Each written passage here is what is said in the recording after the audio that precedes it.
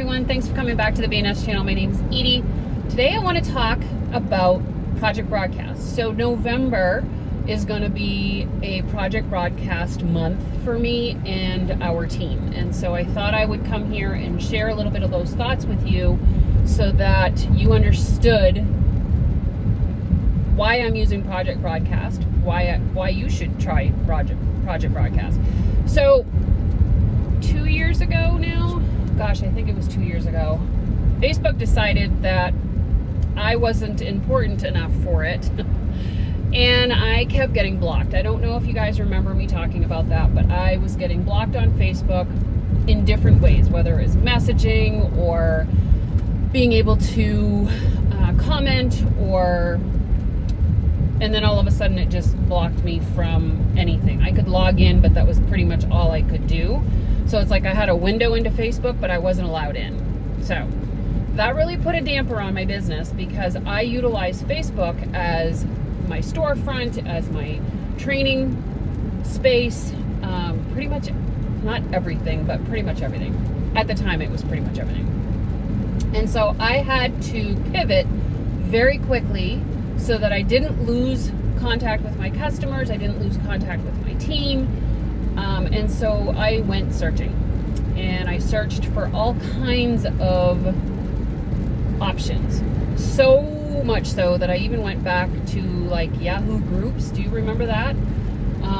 There were all kinds of different things that I could use. And the biggest problem that I ran into is because I was the only one blocked, there were a lot of people that just weren't willing to change platform or to go on to something new or download a new app for their phone or whatever the case may be. And so I found it very difficult to communicate with people because I was asking my customers to download apps and to change their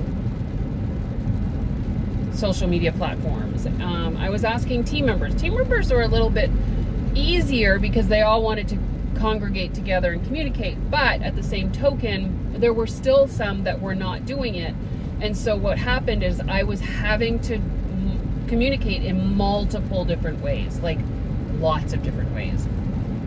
And then some I wasn't going to get to communicate with them at all because they just wanted to be on Facebook. So that's where Project Broadcast comes in. So a year prior to that, I had signed up for Project Broadcast and was like, do I need this? Do I really need this? And kind of let it sit on the wayside and never really did anything with it. I actually didn't do anything with it. And so I brought it back to life. I went back in, started researching it, was realizing that there were so many different things that I could do with it. It had I think within the year that I had first gone in, it had kind of evolved into something a little bit more and a little bit different than what it was originally. Because I think originally I thought it was only a one-to-many texting system. And I was already on one. I was already using one of those, and so I felt like I didn't need to have another. But as I kept digging, I found more things that it could do. I found more ways that it could be used. And so Project Broadcast has now become like a personal assistant for me because it does things for me. I can keep track of things better. And we, as Sensi consultants, were using a program called Amy. And all of a sudden, Amy went away. And Amy was a great follow-up system. Amy was tied to our workstation, so it was easy to access information without having to double enter things. And so the thought of having to enter things into Project Broadcast was a little daunting, but also not very hard because all you had to do was export the information from our workstation and import it into Project Broadcast, and voila, everything was there. So I started using Project Broadcast as almost my sole way of communicating with my team and with my customers. I primarily started with my team because I thought it would be a great way to kind of test it out without, I don't know, making a fool of myself, making mistakes, doing things wrong, or sending something out that I didn't mean to send out, or creating something that didn't make any sense. My team would understand. They'd have a better level of acceptance or forgiveness for the mistakes that I made. And then once I felt better about it, I could roll it out to my customers. So in the last year, since I've been able to utilize, because it was July of last year that I had gotten, was it July of last year? July of the year before to July of this year would have made 1 year that they had booted me out of Facebook and that I wasn't able to do things normally. And so in that time, I've created this beautiful system of contact management, team management. I can create tags for people so that I know if they like woodsy scents or if they like floral scents. I can do landing pages that are like my website. So I used to use Linktree, and now I've created my own so that I can go in and alter it whenever I need to. I create buttons for my customers so that they can have personal shopping links. I can let people know about sales that are going on without having to individually message people. So that's one-to-many. That's the old system that still exists. There's just a lot that can be done within that system that I adore. I have scrolling parties that I do. I can utilize keywords so that people can text in and find out information on certain products. There's a lot that I can do.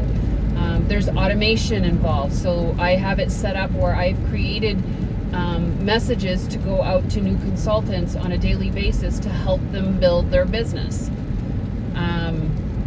I can message people that have left Scentsy and want to come back. And some of this stuff is automated. Now, it's all things that I created, so it's automated in a sense that it's still personal to me and not something that a system created, but it allows me to kind of automate my follow-up, for instance. So I send out tips to my customers. I use it a lot. I use it for many things in my business now, and it has grown dramatically. The landing pages to me, which are these micro sites, are amazing because I've got my customer newsletters that are microsites. I've got my team newsletters that are microsites. All of my team shout outs are microsites. My team training and the buttons to go to those trainings are all microsites. It's incredible. It's absolutely incredible. And it has been a beautiful addition to my business that took me off of social media and allowed me to be more personal, more one-on-one with everybody, whether it's team or customers, having better communication ties with customers as well as team. And it just makes me a little bit more accessible as well. So I just wanted to share that with you guys to get you started on what's going to be Project Broadcast November, and knowing that my heart is coming from a place of need. I needed something like that for my business. And so when I sought for it and found Project Broadcast, I was very grateful because it has changed many things in my business for the better.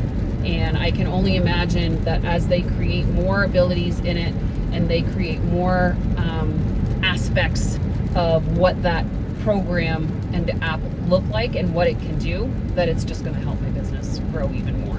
So, am I getting paid anything for this? Absolutely not. I am, like I said, I'm coming from my heart, from the place of need that I had at the time and what I found, and I want to share that with you guys because if anybody is in that same situation, or if you're looking to grow your business, this could be an option for you. All right, guys, have an amazing day, and I'll see you on the next video. Bye.